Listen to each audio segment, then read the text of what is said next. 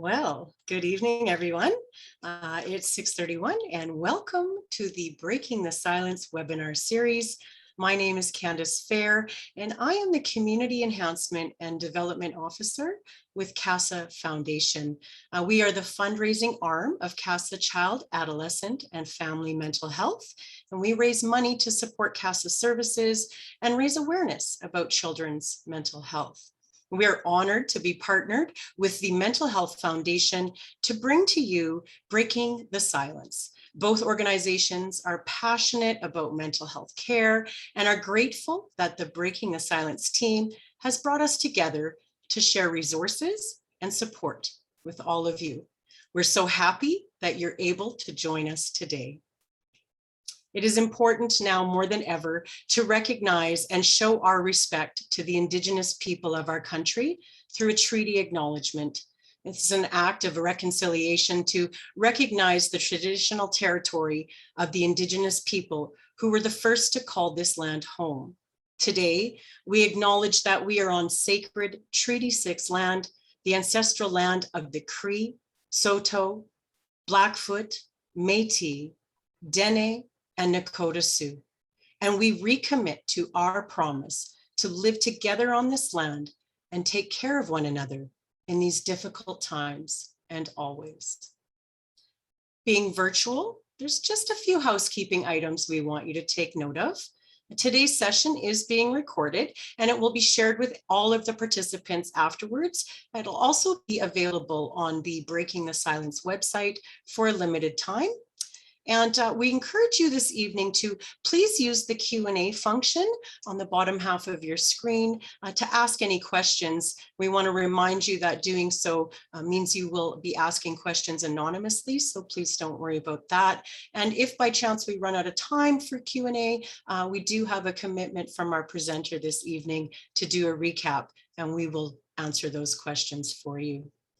So let's get going. Our webinar this evening will explore various components of grief and loss. Topics will include understanding grief and loss, gaining further awareness into the ways grief can impact our overall well-being, challenging myths and misconceptions that could be held, and learning about ways to support ourselves and our loved ones through intense emotions. Our presenter today is Alex Scivoletto, and she is a registered therapeutic counselor, and she's been counseling at Cornerstone since January of 2021. One of the things she loves the most about counseling is the privilege that comes through sitting with courageous individuals each and every day. Alex works with a variety of individuals from all ranges of ages and backgrounds. She specializes in walking alongside those who are experiencing anxiety, depression, addiction, grief and loss, trauma, and relationship issues. Welcome, Alex, and thank you so much for joining us this evening. Thank you so much, Candace, for that wonderful introduction. And I just want to thank everyone for joining us tonight. I'm very grateful to be a part of this incredible week and the initiative put on by Breaking the Silence. Sort of cover a little bit of an introduction and agenda of what everyone might be able to expect in what we'll cover over the next hour. So one of the biggest hopes for some takeaways that you might receive during our time together is validation and normalization of what the grief journey looks like. This is a difficult topic. It's not something that we easily engage in conversation with, in the lunchroom at the workplace, or even with our family and friends. And so being able to have a safe space to discuss some of this, ask questions, and understand what grief and loss look like in our lives, I think can really bring feeling of community for everyone going through this. So my hope today is that we can look at some of the following: understanding the complexity of grief and how different it can look from person to person, exploring the different types of grief and the various ways people might respond, discussing the different ways grief impacts our physical and mental health, looking at some of the significant theories and models in psychology for understanding grief, talking about some of the myths and misconceptions we hold specifically in North America surrounding grief. And finally, we'll talk a little bit at the end about some practical guidance on how we might be able to support loved ones and ourselves following loss. So we'll begin with sort of an overall understanding of grief, digging into the terminology that's often used and can be confusing. Important to speak about these different terms used to describe our journey so we can, have a better understanding of what's going on for us. So, of course, as the title of our presentation suggests, grief. Grief is often characterized as an internal expression of loss. It's a common and normal psychological response following death or loss. Even more, it can include psychological and physiological symptoms seen as a response to bereavement that change over time. Typically, it's related to internally our thoughts and feelings that accompany us following a loss. Mourning, on the other hand, is an external expression of loss. Mourning is the outward acts, behaviors, and expressions of our grief. For example, mourning it can include preparing for a funeral, wearing black, engaging in important rituals or cultural practices, having family over to share stories or memories, etc. Of course, for both of these pieces, this is very unique and individual, and it really looks different from person to person, family to family. Again, the process is just very unique to your cultural background, religious factors. It's an important stage that deepens our preservation of their memory and challenges us to learn and adapt to carry on without them. It can also be a very long-term process. Bereavement, on the other hand, is another term we hear, and it's a specific term used to describe the period of mourning after the death of a loved one. To sort of summarize all of this, grief is that internal process related to the thoughts and feelings that come, and mourning is the way our grief presents externally to the outside world through the various acts and behaviors that we engage in. They're complementary parts that can be really slow, intense, and painful. Another question of when can we experience grief? Grief is usually associated with the physical loss of a loved one, but I know even in my counseling practice, I see a lot of people grieving other significant losses in their lives. So of course, on this slide, I've sort of began a list of some of the reasons we might experience grief. It's not exhaustive though. The most common ones that I hear from individuals are following divorce or relationship breakdown, loss of health, losing a job. I know we've seen that a lot during COVID. Retirement can even be one. Death of a pet, loss of a cherished dream. Maybe you had an idea of what the next year would be like through a graduate program or school, and things have changed in that. Having to understand how that will look and recreating that future. You might experience grief in that. Learning of a loved one's serious illness.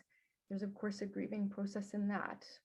Loss of a friendship, loss of safety following a traumatic event.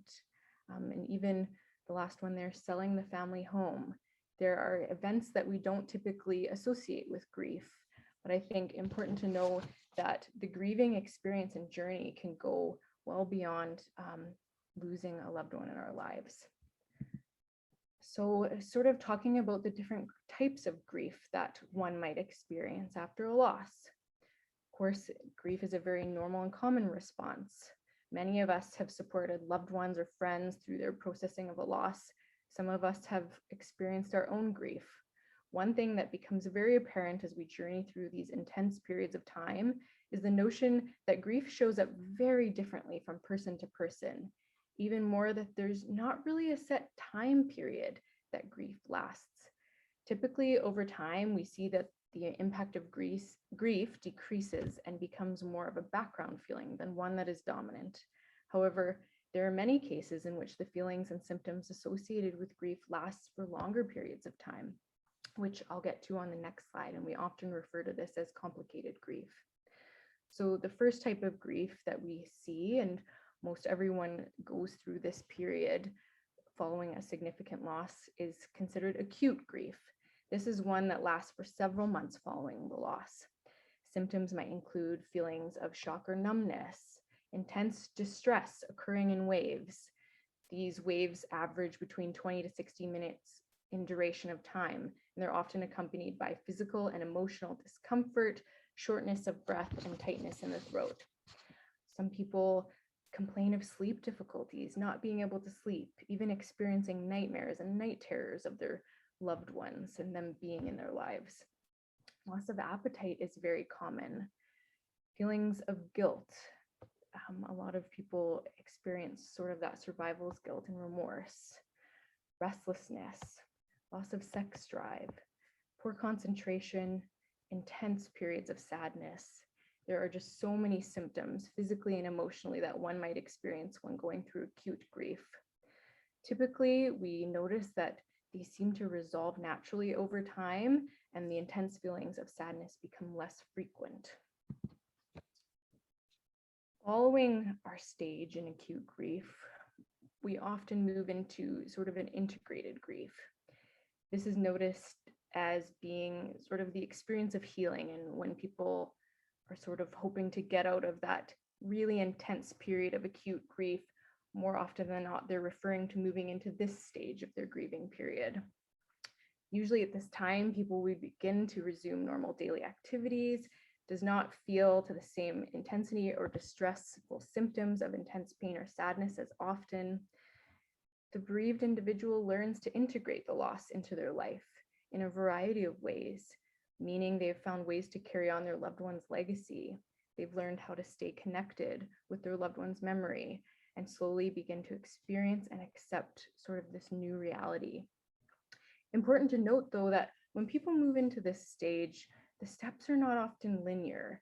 It is actually more common than not that someone begins to sort of journey into the integrated grief period, but will fall back into times of feeling acute grief again.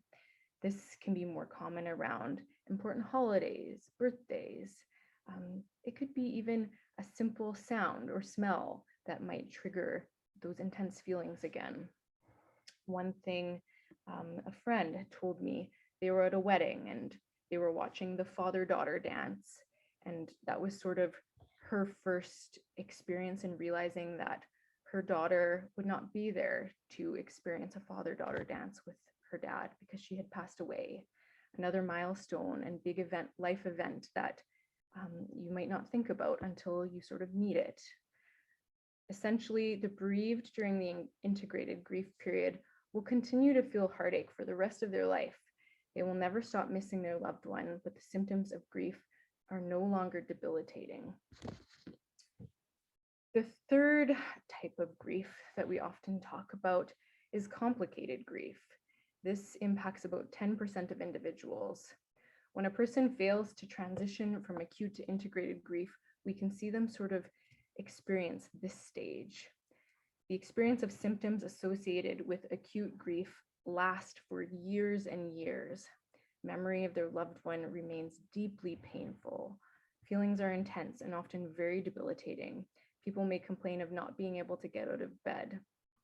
When people enter into this period, we often encourage that therapy is one of the ways they might be able to receive help, removing some of the obstacles and encouraging entry into the integrated grief period of time. It's interesting, when we talk about complicated grief, and I'll speak to this a little bit further about the risk factors into entering into this. I think over the last year, we've probably seen a lot more people experience complicated grief as they haven't been able to experience a quote unquote normal grief period where they're surrounded by support systems and they're able to interact with all of those mourning rituals and traditions that are so important to the grief process. I really like this metaphor that I saw about grief being similar to a wound. Acute grief is more of that deep, fresh wound. You feel the intense pain. However, the pain is sort of a reminder that your body's engaging in that natural healing process. Over time, the wound heals and it turns into a scar. This might be considered integrated grief. The wound has closed, but the scar will always remain there, raw to the touch. And you can look down and notice it. And it's a reminder of the memory of all of those feelings. Complicated grief, on the other hand, may sort of be that wound that gets infected and fails to heal. Immense pain is felt. And with a wound like that, you may need to, interact with professional help, and seek additional support. I saw this image of sort of the waves of grief. You hear different analogies and metaphors for people's experiences of grief. And I think there's sort of this misconception that there will be a period when it's flatlined and they're not experiencing that anymore, when actually there can be those waves of grief, sort of like my friend's experience being at a wedding and being triggered by something quite unexpected. I think it's so important to normalize and validate that this is a lifelong process and a journey. That's why we decided to title this The Journey of Grief and Loss.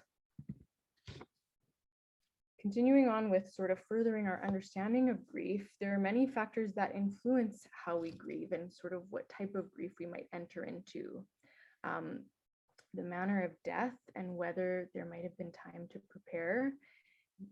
It might have been anticipated or expected, sudden or unexpected, traumatic or violent. The relationship to the deceased has a big impact too on how we might grieve. Someone who is very close to you or played important roles in your life. It's not uncommon too. I've heard a lot of people be so confused by the loss of someone that they had a very tense or strained, maybe even painful relationship, that even in those instances, there can sort of be this extra complex and complicated factor. I've heard people say, I have had such a negative relationship with so-and-so. Why does this hurt so much? I didn't think it would bother me. That no matter the relationship, there can be that unique experience and you just don't know how you're going to cope. Another piece too, of course, is the variety of coping factors, coping mechanisms that we might engage in following the loss of somebody. Some examples include, somebody might want to isolate themselves from social activities. Some people might increase substance use, experience increased alcohol intake. We see too, there's some people that take lots of time off of work, but on the flip side as well, some people might want to enter into the workforce and take on the extra shifts, sort of become more of a workaholic. Again, I know I talked about like appetite and sort of your sleep patterns and all of that. For coping, someone might engage in sleeping more, eating more. There's so many coping styles. And I'm sure there's ones that we've not even heard of, that I've not even heard of, that could be included on this slide. I think just wanting to highlight that importance of how unique it is from person to person and that there's no one set way to do this. Additional factors that may impact our grief journey. Important to speak about some of those risk factors that might contribute to the development of complicated grief. Number one, of course, the loss was unexpected or violent. The bereaved may experience anxiety or other mood-related disorders. If you've had previous experience with depression, that might be a risk factor for experiencing complicated grief. The deceased being a child or very young. Another one might be for someone that doesn't have a lot of social supports. Maybe they're new to the city and all of their relatives are across the country. Even thinking about COVID, people being stuck in different countries and scenarios. Number 5, that the bereaved has experienced complicated familial relationships. That sort of adds to the complexity of how they navigate through this journey. Again, just speaking about the impact of the pandemic, is that something that's sort of an easy example to speak on. I think I've talked to many people that have not been able to engage in typical mourning rituals. For instance, many funerals, wakes, and memorials had been postponed for the year until social gatherings were opened up again. We don't often realize that being able to engage in these very important and significant events surrounding our journey in grief are very integral to how we move through this process. When we're not even during COVID able to seek that social support or receive the casseroles or help with chores, have the ability to sit with our loved ones during their final moments in the hospital, that can deeply impact and stunt our journey. And I imagine that there are a lot of people experiencing complicated grief or more complex acute grief because of COVID and this impact. and they're feeling as though there's something wrong with them. I hope that this presentation and sort of speaking on the different ways things can be very complex and sort of stunt or impact how we move through these pieces is normalizing and validating to people of why they might be experiencing or struggling with this still.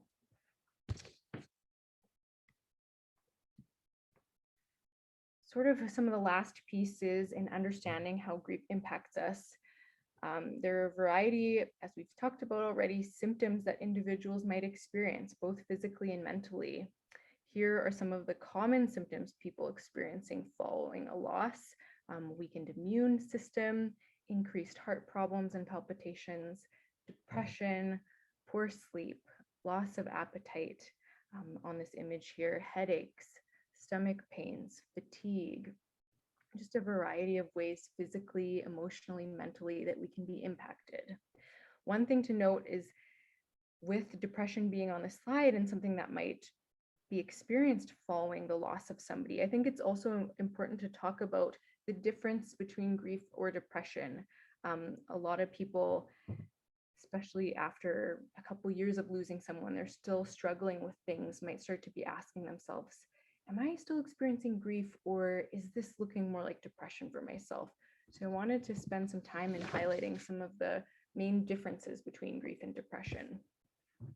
So number one, when experiencing grief, negative emotions related to bereavement are typically focused on feelings of loss and emptiness related to the deceased, specifically surrounding reminders and triggers. Whereas in depression, these feelings are more so focused on an inability to experience happiness or pleasure and are more constant. With grief, a person can typically experience moments of positive emotion. Maybe they're looking at memories of their loved ones, they find themselves laughing. As the time moves on, they're going to more social functions. Whereas people that experience depression, these positive feelings are almost completely inaccessible. Number three, sadness related to grief tends to steadily decrease over time, although, as I noted, there's still those waves that can come years and years later on. Whereas with depression, the sadness is usually constant and unwavering. There's almost no relief from it. Number four, you do hear of people that have just lost somebody saying that they wish that they could be with that person. The experience of a lot of feelings related to, wanting to be with them. And that's very different from someone experiencing depression, whereas thoughts of suicide are focused more on wanting to end one's life due to feelings of worthlessness or escaping pain. One thing to note, as I sort of mentioned in the risk factors for experiencing complicated grief, is that history of previous depressive episodes may be a predictor for depression that stems following a loss. So something to just be aware of for yourself and for your loved ones. One of the things too, I think, important in touching on this is being able to check in with our loved ones. We might not be able to check in with ourselves while we're going through this. So I encourage people to bring up what sort of stuck out to them in this webinar to further sort of educate others in their lives and prepare us for when we do need to support others and be able to tell the differences in what people are experiencing. There's two popular theories and models related to understanding grief. People are typically quite familiar with them. Number one is J. William Worden's 4 Tasks of Mourning. He takes the approach of seeing grief as a very active process that individuals can work through.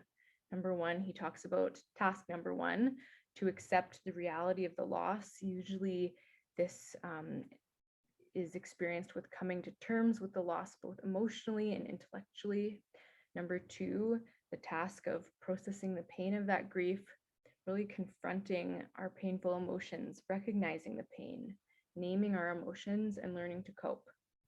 Number three, the task of adjusting to a new world without the deceased. There's a lot of adjustments that have to be made when people are sort of navigating this new reality for themselves. There are internal adjustments, sort of the question of who am I without this person in my life? What's my identity? We often don't think about how our understanding of selves is so tied up in our identity with other people and those relationships. An external adjustment as well. We may have to take on new roles and responsibilities. Maybe that person that we lost was the one who cut the lawn, shoveled the driveway in the winter, and recognizing all of these additional roles and responsibilities that are going to now end up with us. There are some spiritual adjustments too. Our worldview and belief systems don't go without change after experiencing a major loss or significant event in our life. Number 4, Worden's sort of last task in the mourning, tasks of mourning, is to find a way to remember the deceased while moving forward in life, sort of figuring out how we can continue on their legacy, continue on their memory while also moving forward. The next very popular model is the 5 stages of grief from Kubler-Ross. The 5 stages that they talk about, with my little picture here, being denial, anger, bargaining, depression, and acceptance, are a part of the framework that makes up our learning to live with the one we lost. They are tools to help us frame and identify what we may be feeling, but they are not stops on some linear timeline in grief. Not everyone goes through all of them or in sort of this prescribed order. Our hope is that with these stages comes the knowledge of grief's terrain, making us better equipped to cope with life and loss. At times, people in grief will often report more stages. And again, highlighting that it's really important to remember your grief is just as unique as you are. We often see people, move through all of these emotions, even in a 50-minute session here at Cornerstone. And it can be very overwhelming, but I think the piece of talking about these 5 stages is, again, bringing that piece of normalization that it's so normal to move through all of these, fast-paced, slow-paced, at your own pace, very unique to your experience and what your journey is looking like. Now moving into some of those common myths and misconceptions that we hold when talking about grief. Number 1, that grief and mourning are the same thing. Many times individuals are encouraged through their social supports to keep moving forward. You hear those common remarks of, oh, at least you had blank many years with this individual, or keep busy. When these statements become internalized, individuals tend to experience grieving but not mourning, since they start to feel shame in that outward expression of their grief. This may in turn encourage someone to grieve internally and not share with their social supports. It's very important to engage with both of those. Number 2, that the grief journey is linear. I think in sharing those 5 stages of grief and also the varying waves, many people believe that they're going to smoothly transition from one stage to the next. Actually, again, we see people bounce between one area and the next. Someone may feel like they've reached a stage of acceptance, but then move back into feelings of anger. It's so important to normalize and understand that there is no order in this journey. There is definitely not one right way to do grief. Number 3, that grief is the same regardless of the type of loss you experience. And I know I've sort of mentioned that with the factors to which type of grief we experience. One of the issues too in that our common myth that grief is the same is that we tend to compare ourselves to other people. We may say, well, this loss doesn't feel as big as what so-and-so experienced. I shouldn't be feeling this way. I should be feeling better. That shame and guilt can sort of come in, just another more emotions for us to have to battle. Number 4, one of the ones that I don't know where this one came from, so arbitrary, but that it takes a year to get over your grief. And thinking back to those stages and the waves, we often believe that once we move through the stage, we'll never have to face that one again. But that's so not true. Grief lasts forever, actually. The reason being is that we will always love that person that we have lost. Grief is felt because we care. It's something that we journey with through the rest of our lives. And the last myth that I have here sort of speaking back to the other four, is that we seem to believe when grief is resolved, it will never come up again. Although it is true that grief does typically tend to lessen in intensity over time, there can be many moments that surprise us and trigger heightened bursts of grief, from hearing a familiar song on the radio to a smell, milestones like weddings and graduations, and everything in between. We can never predict what may remind us of our loved one. And it's very normal in those moments to feel that same intense pain that we first felt following the loss.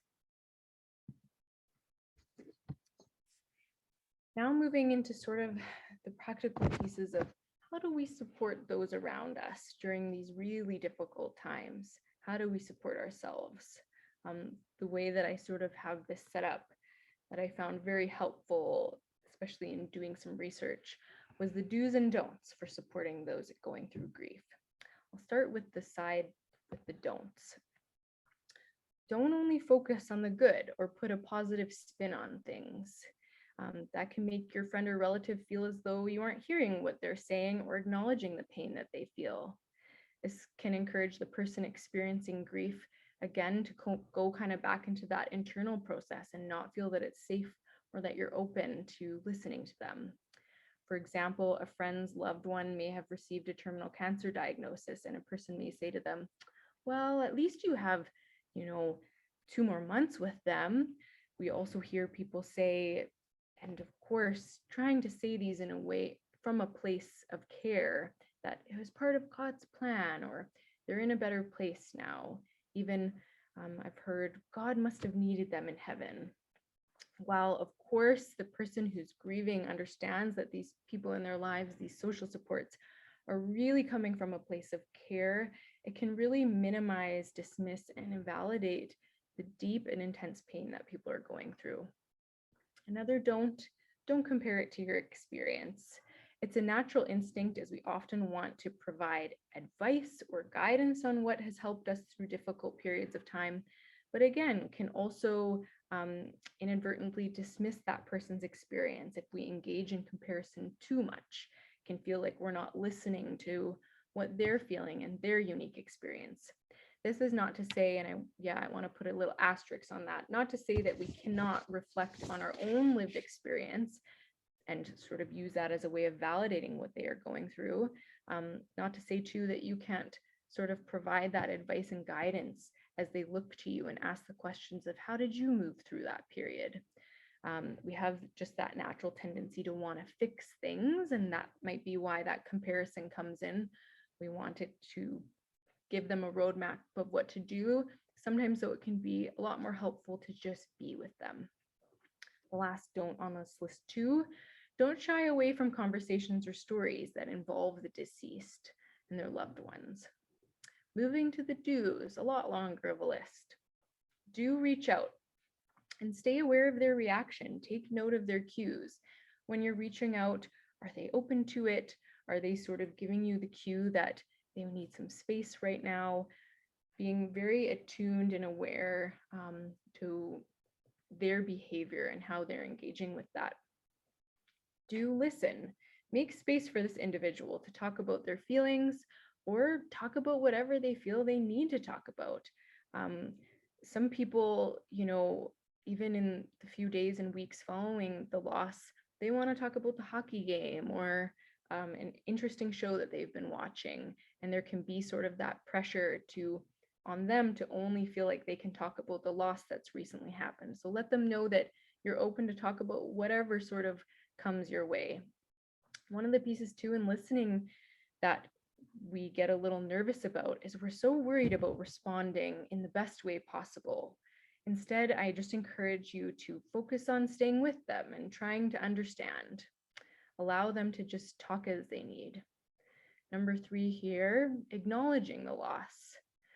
Number 4, letting them know that you're available if they need support. Don't impose or put pressure on them to make plans or keep plans with you. Rather, letting them know you understand if they want to be alone, but that you're also open to spending time with them. Keeping sort of, I use imagery a lot, but keeping the door open to that person and making sure that they know the door is always open. The next one, regularly checking in, shooting your friend a text once a week. Maybe if it's directly following the loss, every couple of days to let them know you're thinking of them, asking maybe how they're doing. It doesn't even need to be a question. It could be some statement of, I'm thinking of you. I'm not looking for you to respond. I just want you to know that you're in my thoughts. Talking to someone who was experiencing grief in their lives, even though they had hundreds of text messages coming in the first few weeks. It was so important for them to see those texts. They really felt the love and care, even though they actually didn't respond to a single person. Those texts were so important for them. Lastly, too, especially after our time together today, and as you do more research and have more experience in this area, taking note of their mental health. If you're noticing that over time they're progressively doing worse, or that they continue to remain very distressed to the point of their day-to-day functioning has really, really decreased, gently and tactfully encourage, getting more support. That can be hard if depending on the relationship that you have with that individual. If you know of someone who's maybe closer with them, letting them know of your concerns or what you've been observing, and saying that in your experience, this avenue might be something to check out.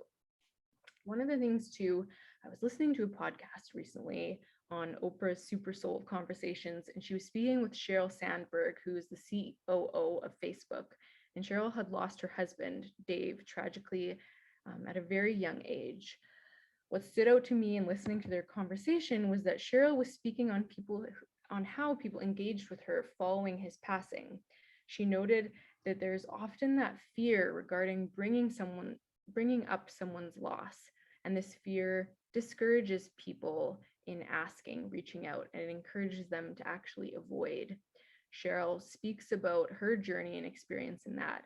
And although, people were avoiding because they wanted to give her space and they didn't want to say the wrong thing, in turn, she actually felt so alone in her experience.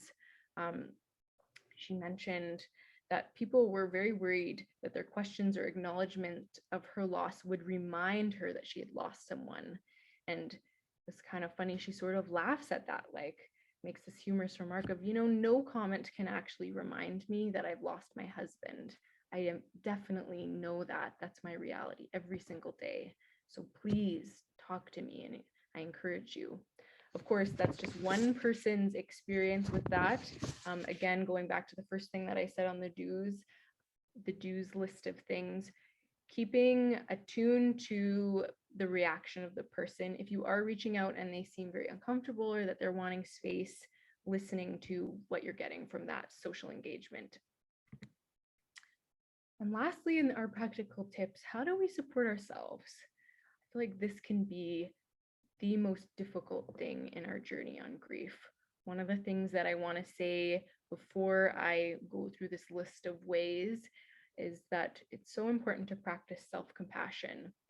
There are definitely lots of resources out there, but none of those are meant to put pressure on how you should be supporting yourself.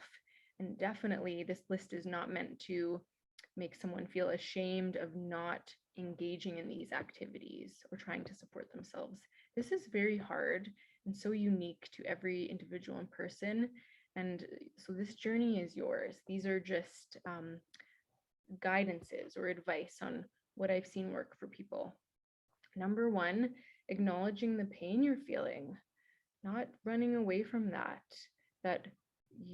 this is something so intense and so painful, and that's the reality. Number two, don't try to avoid, dismiss, or minimize what you're experiencing. Of course, this is not to say that distractions and going to a movie, laughing with friends is a way of avoiding. That's very necessary on this journey, but not trying to, as I was talking about with the ways people cope, not trying to work so much that you don't ever even get the space to think or feel. Kind of brings me into my next point of letting yourself feel, but don't fall into that trap of pressuring yourself to move forward, or that you should or should not be feeling a certain way. Your feelings are always valid about this. It's okay to be angry. It's okay to be sad. It's okay to laugh or cry. And it's okay to move back and forth between all of those. Number 3 here on the screen, seek out face-to-face support from people who care about you. It can be very difficult to want to be around others. Acknowledging that it's normal to want to take breaks and be alone, but also recognizing the importance of community and social connection during loss. If you know you're someone who has a hard time reaching out for support or asking for help, letting a trusted friend know that you really appreciate when they take the initiative to hang out, that you may not reach out to them, but when they reach out to you, that means a lot. The next one, being intentional about creating healthy sleep hygiene routines. Our sleep can be so disrupted following a loss and as we grieve. Practicing good sleep hygiene can be a useful way to lessen the impact on our sleep routine. So for example, getting into the routine or creating a new routine before you go to bed and playing around with that a little bit. Maybe that's taking a hot bath or shower 1 hour before you decide to go to bed, choosing to put away your phone for that period. Some people have used essential oils or sort of misting sprays on their pillows that have the scent of lavender to help them fall asleep, reading a chapter of a book, etc. There's a variety of ways you can create a sleep hygiene routine. Playing around with it. Not everything works for everyone. Some people find meditation to be quite useful. For some, that just doesn't work. So just sort of, experimenting with what works and finding what sticks. Another one too, drinking water and eating regular meals is super important. Can be really hard. And maybe with that piece of, having that close circle of friends and that support around you, encouraging them to check in with you or drop off meals. When you're with them, maybe you ask that they encourage you go out for a meal together so that you can stay on top of that. The next one, express and create. We can often feel so lost, confused, and alone as we navigate these very intense and difficult periods of time. Moving through all of those emotions in an hour, in a day, can be exhausting, frustrating, confusing. A grief journal can be very helpful. Some people may not love to write. Maybe they want to make an artistic collage. They want to paint, craft. Any of those outlets can sort of help in sorting through many of these seemingly senseless feelings and not make someone feel so lost or scattered. Next one, planning ahead for grief triggers when possible. Of course, I kind of mentioned that these things can really sneak up on us when we least expect it. So we can't plan for everything. But if you know that attending a funeral or a wedding or a graduation ceremony is going to be hard for you, planning ahead, that could mean not being able to attend, could mean that you need to limit your time there, 20 minutes, half an hour, could mean you want to bring a close friend to support you. Knowing what works for you and trying to plan ahead for those. Another one that can be very helpful in supporting our journey in grief, making a memory box of that person and contributing to it. The last one I have here too, creating rituals for yourself during your time of mourning. Some people, when they're having a really low day, they'll light a candle beside an image of their loved one and just sort of sitting with that and allowing themselves to spend that time engaging with those feelings associated with grief. Some people do that years later, decades later, but that's just still a very important and integral ritual for them to engage in. So experimenting with that too, of what is really good for your ritual. I don't know, there's so many metaphors around for grief, whether it be waves. This one, the ball in the box, I read online a couple of years ago, and I thought it was a really great metaphor for grief. So the person that sort of built this says it like this. Grief is like this. There's a box with a ball in it and a pain button. In the beginning, the ball is huge. You can't move the box without the ball hitting the pain button. It rattles around on its own in there and hits the button over and over again. You can't control it. It just keeps hurting. Sometimes it seems unrelenting. Over time, the ball gets smaller. It hits the button less and less, but when it does, it hurts just as much. It's better because you can function day to day more easily as you move this box, but the downside is that the ball randomly hits that button when you least expect it. For most people, the ball actually never goes away. It might hit less and less, and you may have more time to recover between the hits, unlike when the ball was giant. This individual wrote that she told her stepdad about the ball in the box. And she says, with even worse pictures, he now uses it to talk about his feelings. He'll say to her, the ball was really big today. It wouldn't lay off the button. I hope it gets smaller soon. And slowly it is. I like to use this metaphor a lot as it's something that we're carrying with us, something that will impact us, again, because we care and we loved.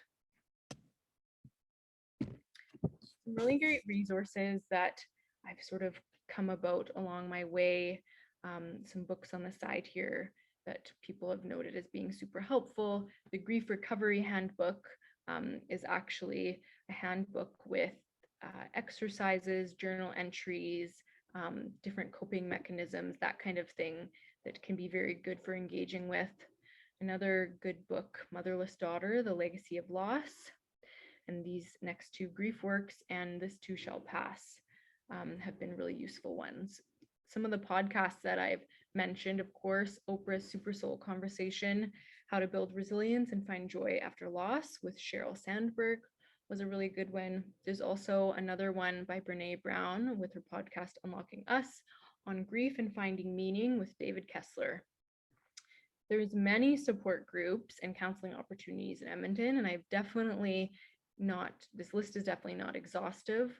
One that came to mind was the Grieving Parent Society of Edmonton. They host peer support and mentorship groups, I think weekly or bi-weekly. I know the Pilgrims Hospice Society also offers a variety of grief support groups that are more geared towards sort of the type of loss that you've experienced. Another one, very important one, the Suicide Bereavement Support Group that the Canadian Mental Health Association hosts. One of the things too, in acknowledging these support groups, I do know that during COVID, things have changed. Some have gone online. I imagine that many of them are looking to re-meeting in person again. And last, of course, Cornerstone Counselling. We offer here a lot of low cost and sliding scale counseling opportunities for individuals. We have students, provisional psychologists, therapists, psychologists, registered social workers, a variety of professionals under one roof that are willing and able to walk alongside you in whatever capacity you need and at whatever financial ability you can manage. So, and there's lots and lots of counseling agencies in Edmonton, counselors, psychologists, that kind of thing. One miscellaneous item that I came upon was Julia Samuel's website. She also has a YouTube channel where she talks about grief mostly. And so I've just written down her website there. I want to thank you all so much for coming alongside us as we journey through this grief webinar this evening. And I hope that you've taken away some items that you might use for your own experience and be able to sort of bring forward this education to other people in your lives too. So I encourage you to continue conversation, as I know that's how we're going to be able to support one another.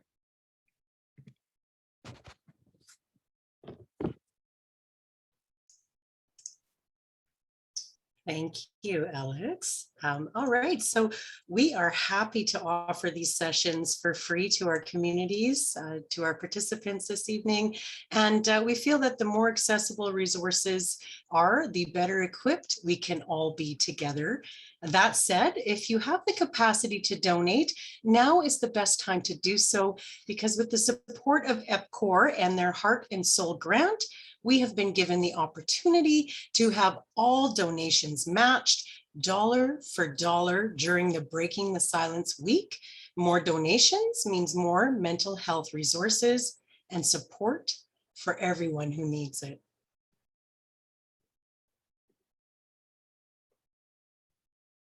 And Breaking the Silence was started by a group of friends to raise awareness about mental health create safe spaces, and to have conversations, share resources within their communities. We are proud of how the event has grown and the continued support we receive from all of you. We couldn't offer this event without the support of our amazing partners, so thank you very much. Thank you all for your participation tonight in our webinar, and we hope you are taking away new information that you can integrate into action. As our wonderful presenter Alex said tonight, the webinar recording, just again to remind you all, will be made available tomorrow, and you can go ahead and share that with your family and friends.